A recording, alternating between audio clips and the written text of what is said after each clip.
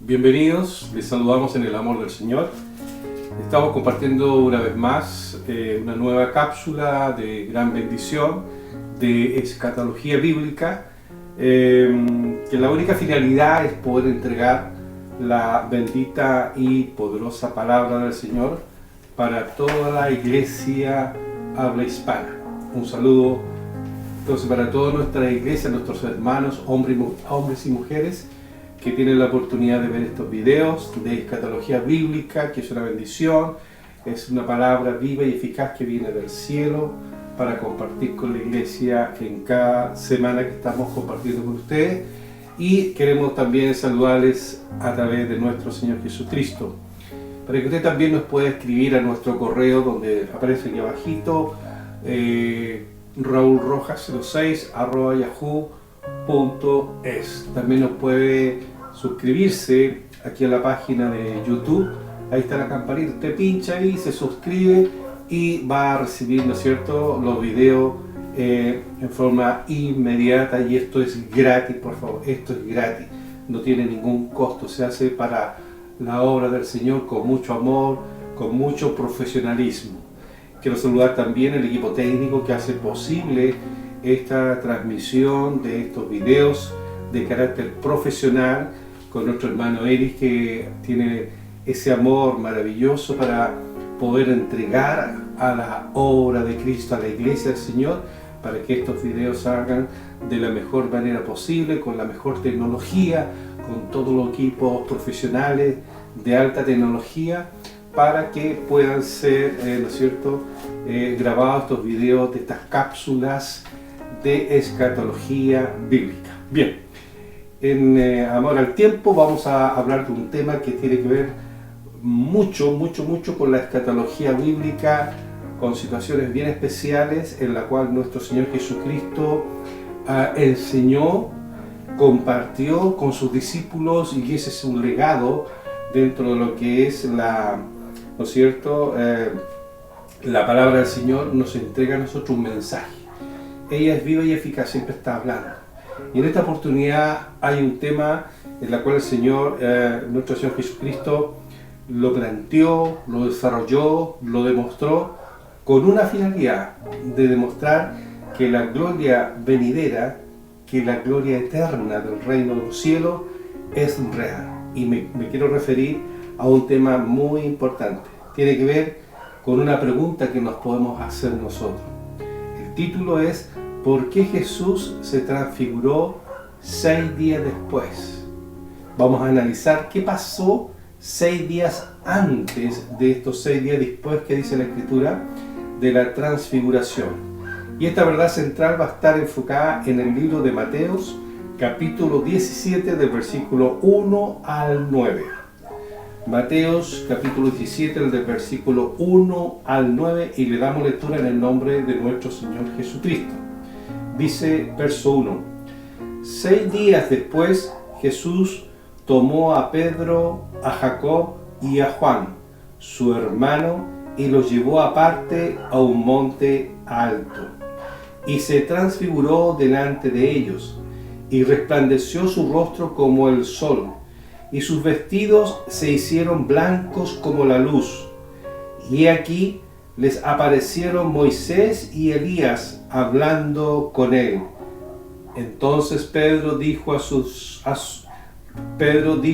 a Jesús: Señor, bueno es para nosotros que estemos aquí. Si quieres, hagamos aquí 3 enramadas, una para ti, una para Moisés y otra para Elías.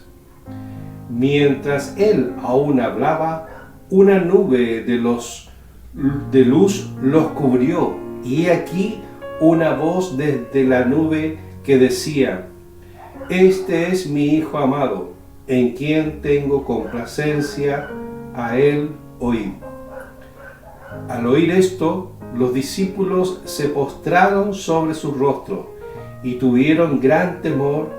Entonces Jesús se acercó y los tocó y dijo: levantaos y no temáis. Verso 8: y alzando ellos los ojos, a nadie vieron, sino a Jesús solos. Verso 9. Cuando descendieron del monte, Jesús les mandó diciendo: no digáis a nadie la visión hasta que el Hijo del Hombre resucite de los muertos. Amén. Esa es una palabra profética, una palabra que tiene mucha connotación con la escatología bíblica, con lo que va a acontecer en el futuro. Aquí el Señor realizó una obra teofánica que tiene que ver con la transfiguración, y donde aparecen dentro de esta transfiguración dos profetas del Antiguo Testamento, como en el caso de Moisés y Elías, que conversaron con nuestro Señor Jesucristo. Esa es la gloria venidera, donde se muestra, ¿no es cierto?, una transfiguración, como dice la Escritura, y una conversación con dos personas que en el Antiguo Testamento, uno es el reflejo de la ley mosaica como Moisés, y Elías representa a los profetas, ¿no es cierto?, donde se une el Antiguo Testamento con el Nuevo Testamento y da, ¿no es cierto?, crédito a la deidad de nuestro Señor Jesucristo, que es una realidad, que es su gloria venidera.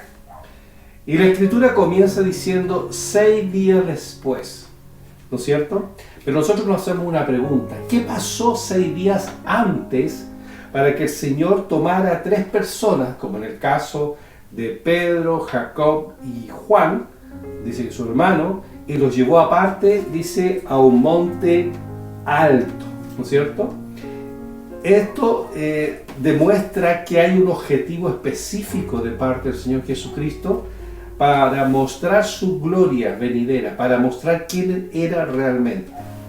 Cuando nosotros hacemos un análisis de la Escritura, en este caso vamos a hacer un análisis profundo en relación a qué pasó antes de esos 6 días, ¿no es cierto?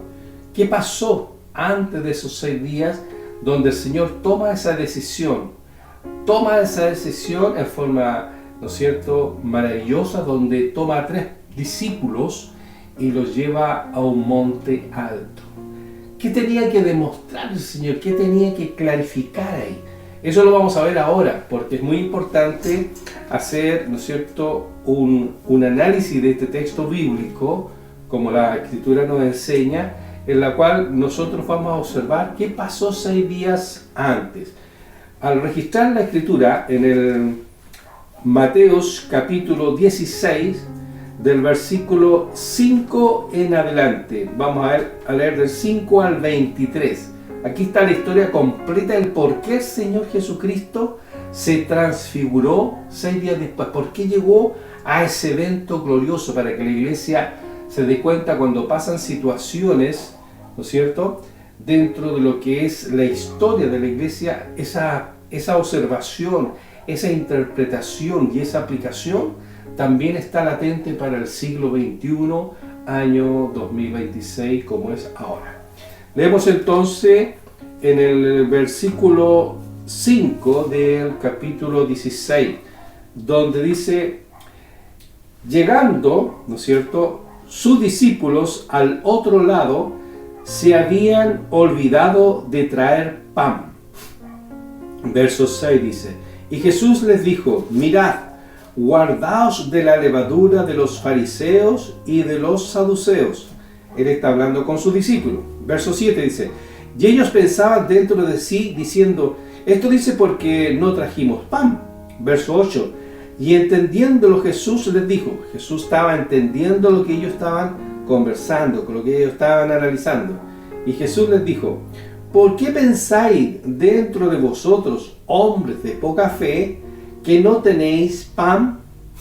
Ya había una situación en la cual el Señor había detectado en los discípulos. Ellos no tenían una convicción profunda de la situación de lo que el Señor le estaba explicando, porque el Señor le hablaba de la levadura de los fariseos y de los saduceos. ¿Y qué interpretaron los discípulos?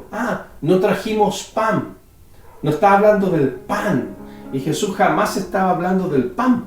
Él estaba hablando de un concepto de religión, de la forma de pensar, la forma de hablar, la forma de aplicar ¿no es cierto?, la Torá, la palabra de Dios. Por eso que el Señor Jesucristo le dice, y entendiendo Jesús le dijo, ¿por qué pensáis? Ellos estaban pensando, dentro de vosotros, hombres de poca fe, que no tenéis pan.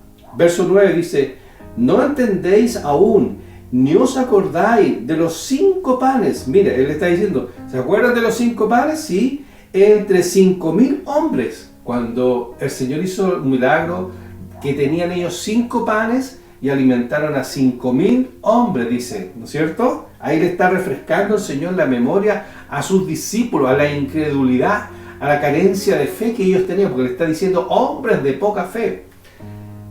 Y dice, hombres, ¿y cuántas cestas recogisteis? Le pregunta el Señor. Verso 10 dice, ni de los 7 panes entre 4.000, ¿y cuántas canastas recogiste? ¿Se fija? Le está nuevamente recordando, le dice, ni los 7 panes entre 4.000, ¿y cuántas canastas recogiste? Le pregunta el Señor a sus discípulos.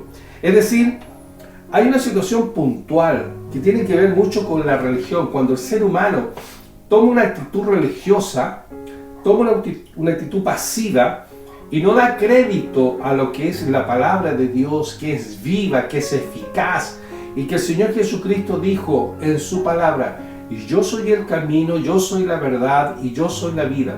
Y cuando en nosotros, en nuestro interior, comienza a germinar la duda, la carencia de fe, caemos también en esta situación que los apóstoles tenían, en su forma de pensar. Muchas veces nosotros tenemos una forma de pensar porque no tenemos una fe activa, una fe coherente con la palabra, que es real, una fe coherente con el reino de Dios, una fe coherente con el Espíritu Santo, una fe coherente con lo que significa nuestro Señor Jesucristo, lo que significa el reino de Dios, lo que significa nuestro Dios Todopoderoso, que es real, como yo lo explicaba en el video anterior, ese reino de los cielos invisible, que es real, que existe.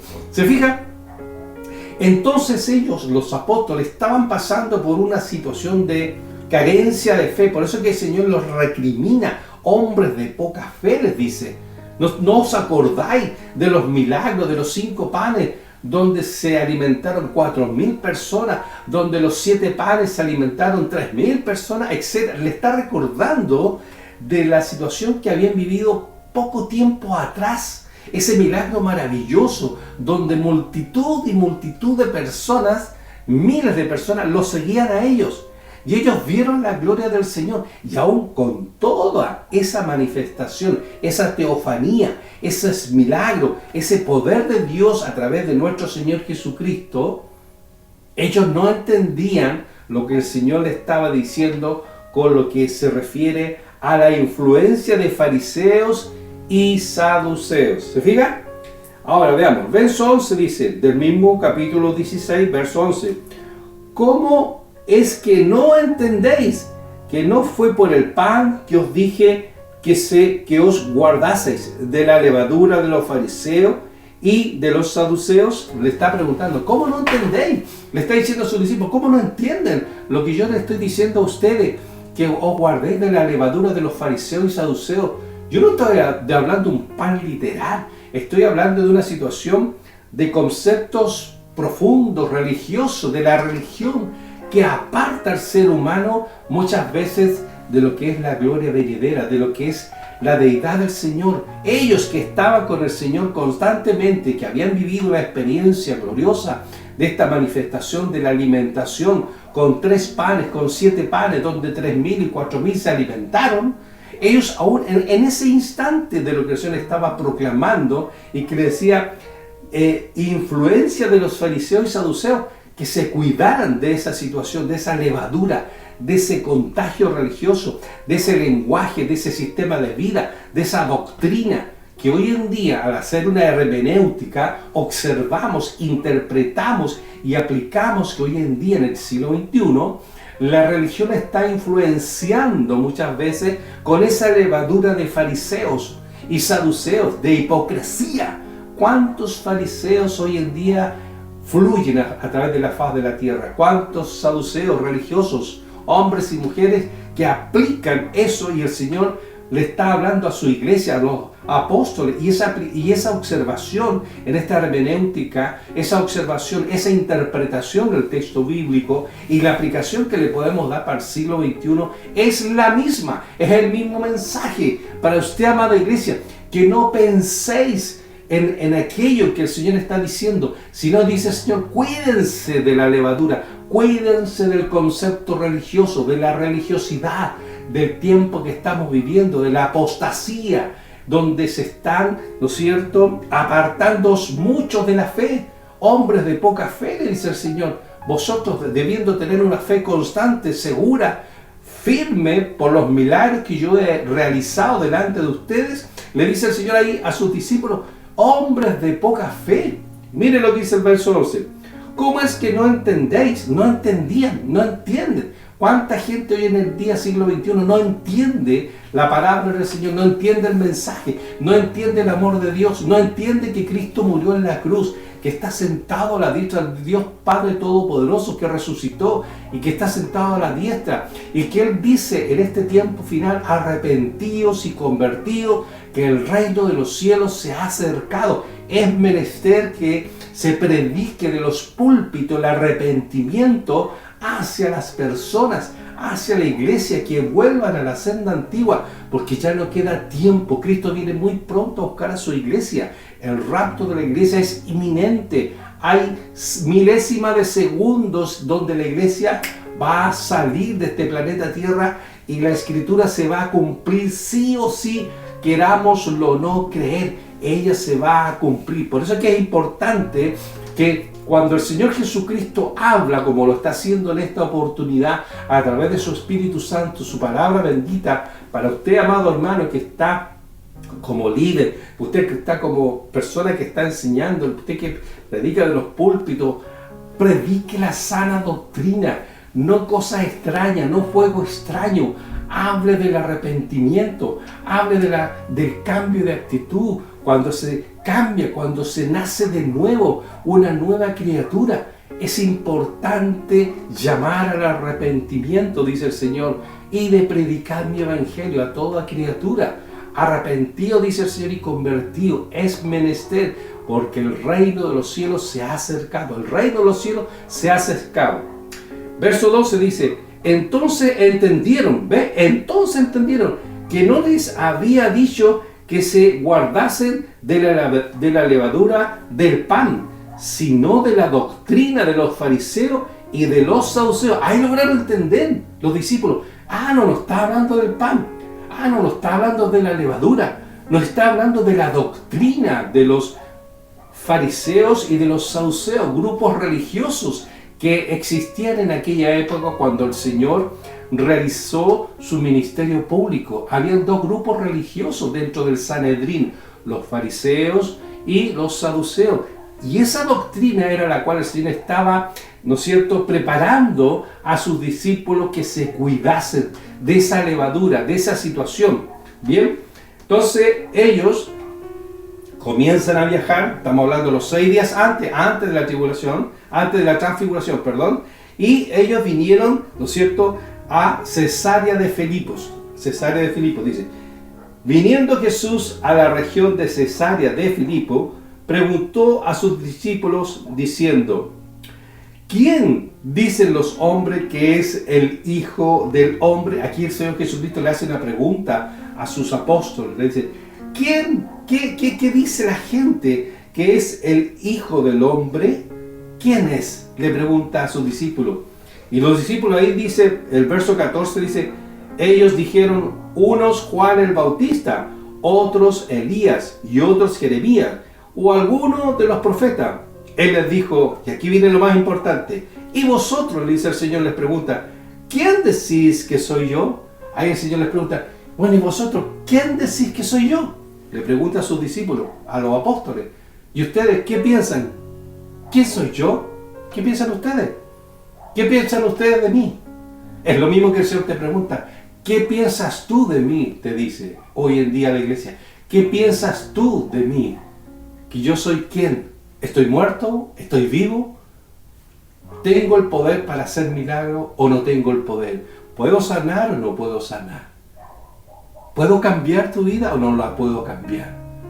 ¿Qué crees tú que soy yo? Dice el Señor en esta hora. Cual sea tu situación, cual sea tu problema, cual sea la situación que a ti en este momento te está afectando, la palabra de Dios en este momento te está preguntando, así como se lo preguntó hace 2000 años atrás el Señor Jesucristo a sus discípulos. Y vosotros, dice, ¿quién dice los hombres? Y ellos otros decían esto, lo uno y lo otro. Y Él les dijo, ¿y vosotros quién decís que soy yo? El verso 16, respondiendo Simón Pedro, dijo, tú eres el Cristo, el Hijo del Dios viviente. Verso 17 dice, entonces le respondió Jesús, bienaventurado eres, Simón, hijo de Jonás, porque no te lo reveló carne ni sangre, sino mi Padre que está en los cielos. Y yo también te digo que tú eres Pedro, y sobre esta roca edificaré mi iglesia, y las puertas del Hades no prevalecerán contra ella. ¿Qué le está diciendo el Señor Jesucristo a Pedro? Sobre tu declaración, sobre la forma que tú expresas, edificaré mi iglesia. Todo aquel que me confiese y crea que yo soy el Cristo, que yo soy el Hijo del Dios viviente, esa será mi iglesia. Todo aquel que nace de nuevo bajo esa convicción, no es la denominación, no es el nombre, el título de la iglesia o de la religión. No, la iglesia son las personas. Aquella persona, hombre y mujer, que declara, como dice Romanos 10, versos 9, que si confesares con tu boca y creyeres en tu corazón que el Cristo de la gloria es el Hijo del Dios viviente y está sentado a la diestra del Dios Padre Todopoderoso, serás salvo. Esa es la declaración donde Pedro está afirmando, tú eres, dice, el Hijo del Dios viviente. Entonces, aquí hay una situación puntual que ellos han pasado por procesos de incredulidad, donde el Señor le dice falta de fe, donde le dice cuídense de la doctrina de los fariseos y saduceos. Después le hace otra pregunta más profunda al Señor para tener una certeza de lo que ellos estaban creyendo, de los seguidores del Señor, de sus discípulos, en cuál era la forma de ver que tenían ellos en relación a lo que Él es como Hijo del Dios viviente, como Jesucristo, como el Mesías, como el Cristo. El Señor Jesucristo quería asegurarse y dejarlos bien plantados en fe, en convicción de todo lo que le iba a significar a futuro para ellos, el peregrinaje que ellos iban a tener que pasar en relación a lo que era la evangelización después que, como el Señor es omnisciente, Él sabía lo que venía al futuro, que después Él iba a morir en muerte en cruz, que Él iba a resucitar, que iba a estar con 40 días con Él, pero después Él volvía a la casa del Padre, al cielo, y ellos iban a quedar solos en el planeta Tierra. Pero para que ellos quedasen con una fe fortalecida, Él tenía que enseñarles, Él tenía que explicarles, Él tenía que demostrarles quién era realmente Él, para que ellos pudiesen afirmar su fe y tener la convicción, como posteriormente cada uno de ellos, ¿no es cierto?, testificó, evangelizó, predicó, y cada uno de ellos fue muriendo de a uno en uno, fueron, ¿no es cierto?, muertos en diferentes situaciones, murieron ellos, ¿no es cierto?, pero su fe se arraigó porque vieron la gloria del Señor. Y aquí dice el texto, el verso 17, dice, entonces le respondió Jesús, bienaventurado eres Simón, hijo de Jonás, porque no te lo reveló carne ni sangre, sino mi Padre que está en los cielos. Verso 18 dice, y yo también te digo que tú eres Pedro, y sobre esta roca edificaré mi iglesia, y las puertas del Hades no prevalecerán contra ella. Y a ti te daré las llaves del reino de los cielos, y todo lo que atares en la tierra será atado en los cielos, y todo lo que desatares en la tierra será desatado en los cielos. Verso 20 dice, entonces mandó a sus discípulos que a nadie dijese que Él era Jesús el Cristo. En el verso 21 dice, desde entonces comenzó Jesús a declarar a sus discípulos que le era necesario ir a Jerusalén y padecer mucho de los ancianos, de los principales sacerdotes y de los escribas, y ser muerto y resucitar al tercer día. Verso 22 dice, entonces Pedro, tomándolo aparte, comenzó a reconvenirle, diciendo, Señor, ten compasión de ti, en ninguna manera esto te acontezca. Pero él, verso 23 dice, pero él, volviéndose, dijo a Pedro, quítate de delante de mí, Satanás, me eres tropiezo, porque no pones la mira en las cosas de Dios, sino en la de los hombres. Aquí vemos una situación muy particular. Vemos una actitud de un hombre que estaba cerca del Señor, un hombre creyente como Pedro, donde no quería él que el Señor Jesucristo padeciese como él estaba anunciando su muerte. Y Pedro lo toma y lo saca, lo tira a un lado, dice la Escritura, y le dice que eso no te acontezca. Y el Señor Jesucristo, ¿qué es lo que dice?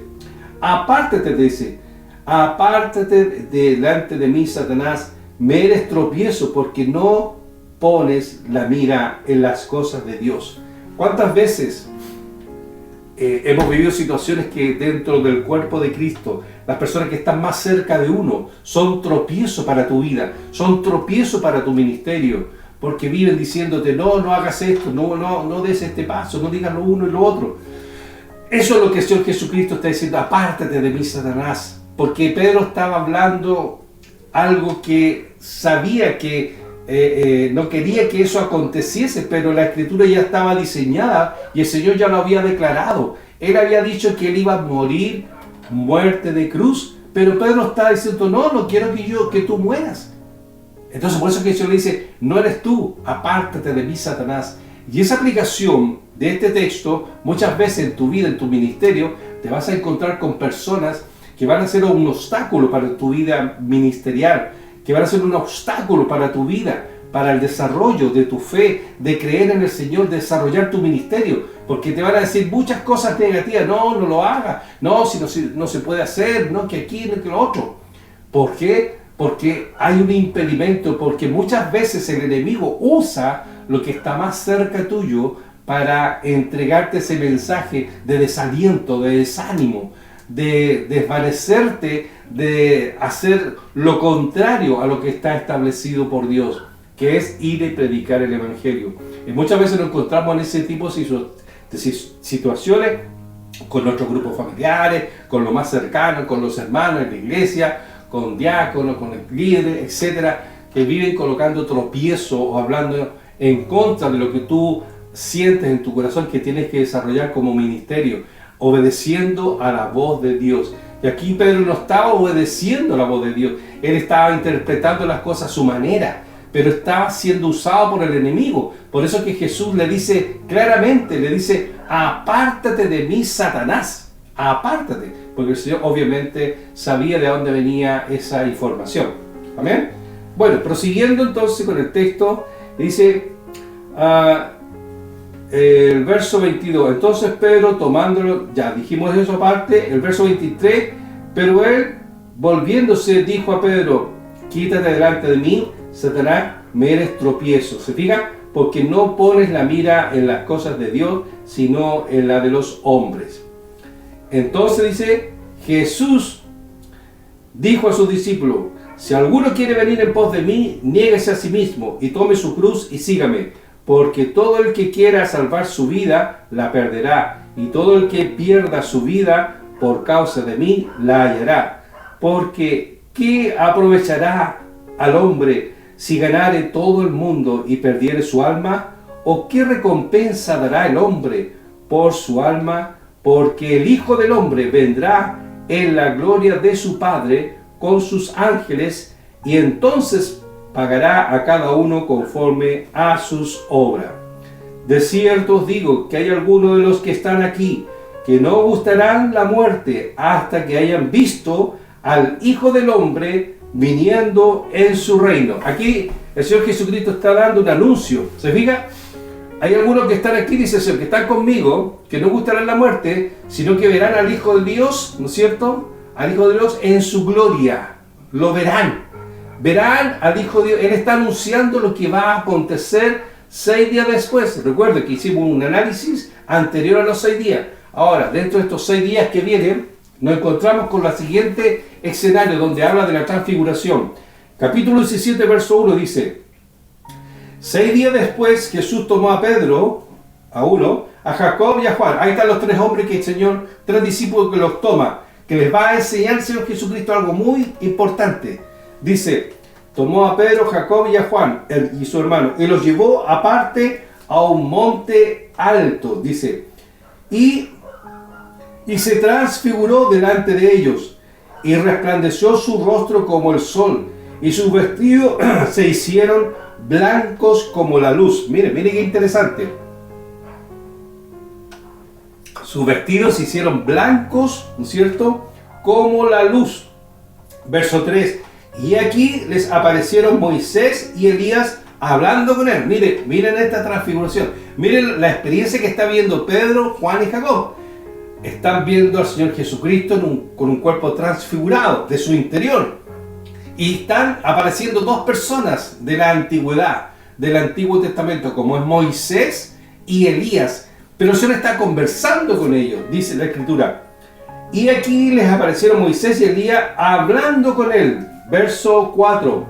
Entonces Pedro dijo a Jesús, Señor, bueno es para nosotros que estemos aquí. Si quieres, hagamos aquí 3 enramadas, una para ti, otra para Moisés y otra para Elías. Verso 5 dice, mientras él aún hablaba, una nube de luz los cubrió. Y aquí una voz desde la nube que decía, este es mi Hijo amado, en quien tengo complacencia, a él oí. Miren lo que están escuchando los discípulos.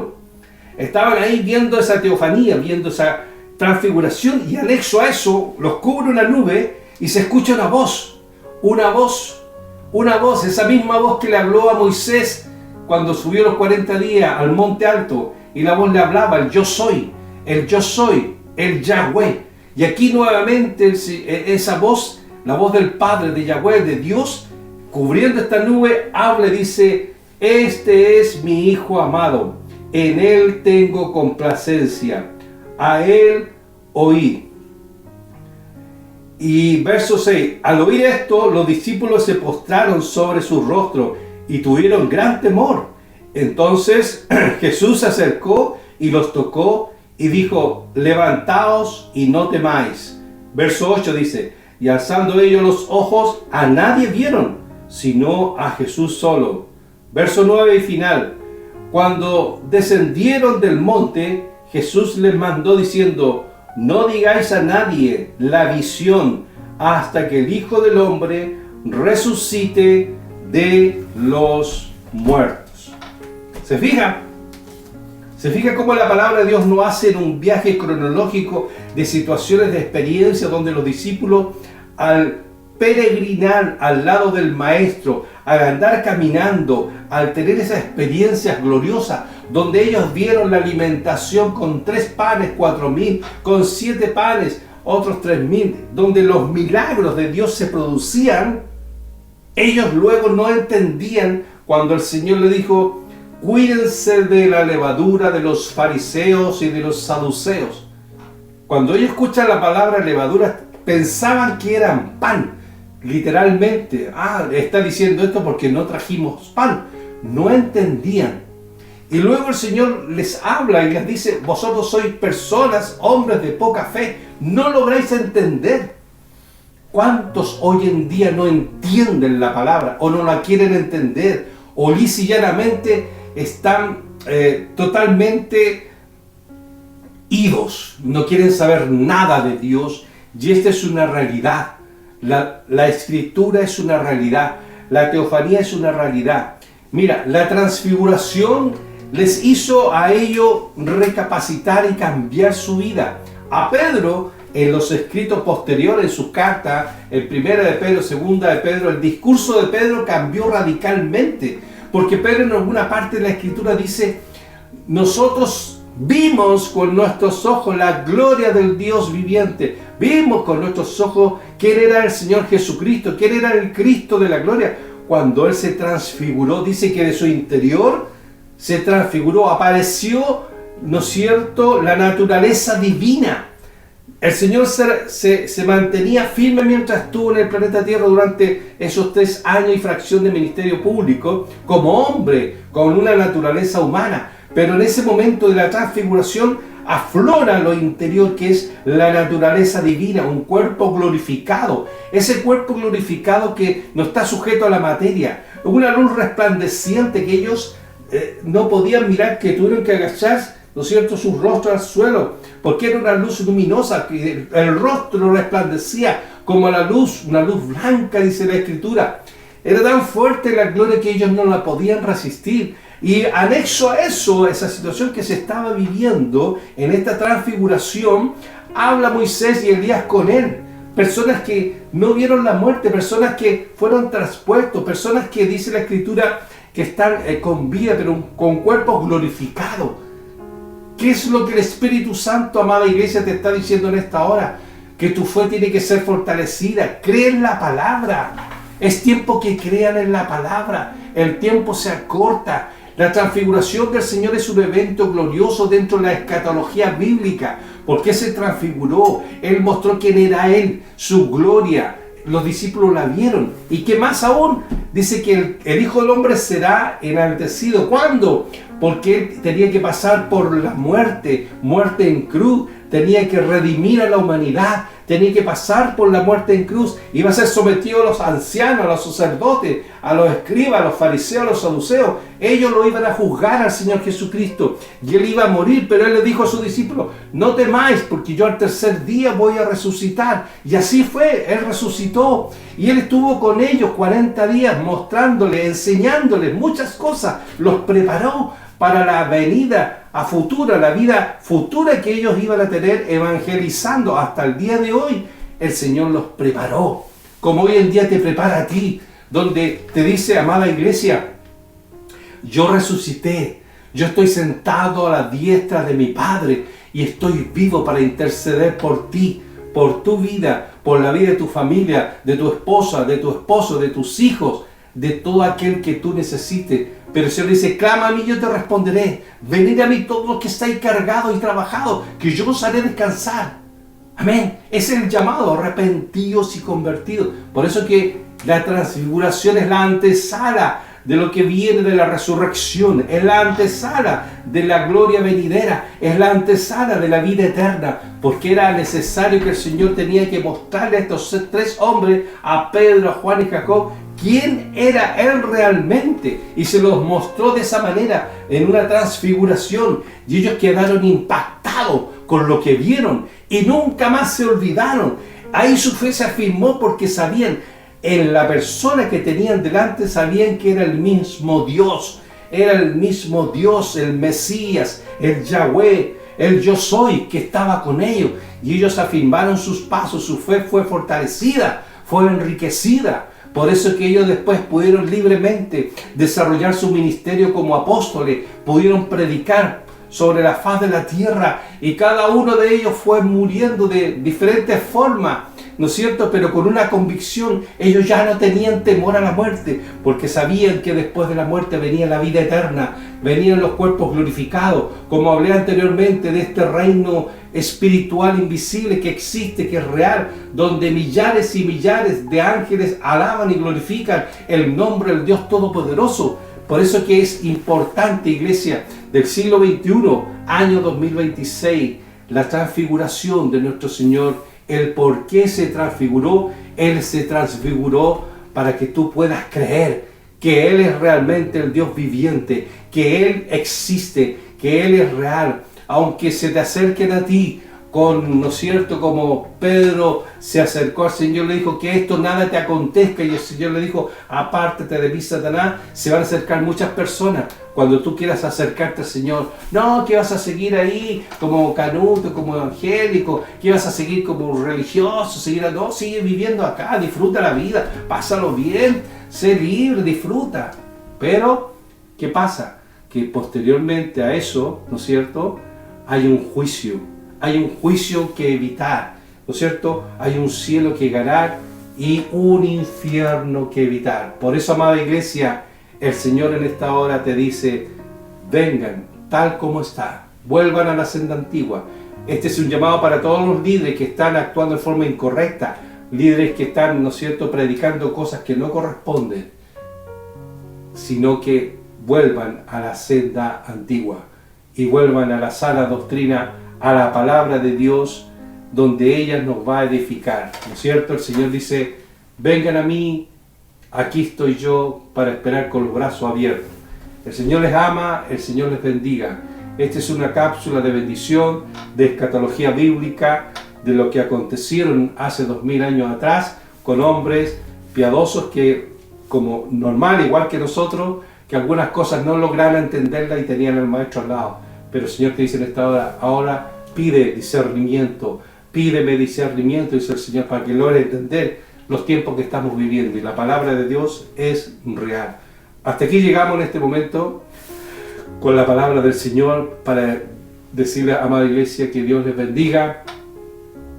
Tomen las cosas del Señor en serio, acérquense al Señor, vengan al fuego, a este fuego maravilloso que es su palabra y una vida cristocéntrica. Es tiempo, amén. Nos vamos a volver a ver en una próxima oportunidad. Aquí abajito aparece nuevamente el canal YouTube. Usted suscríbase, comparte estos videos, hágalo llegar a quien lo necesite, aquel que está angustiado, aquel que está debilitado en la fe, al que tiene problemas, al que está confundido, al que se sienta solo. Comparta este video porque Dios les ama y no hay nadie que pueda sentirse solo, porque el Señor está con los brazos abiertos, extendido para decirle, Cristo te ama, Dios te ama. Amén. Nos vemos en una próxima oportunidad. Shalom. Ven a Cristo, es tu momento, Él está tocando a tu corazón. Ven a Jesús, no esperes más, ya llegó el día de tu libertad.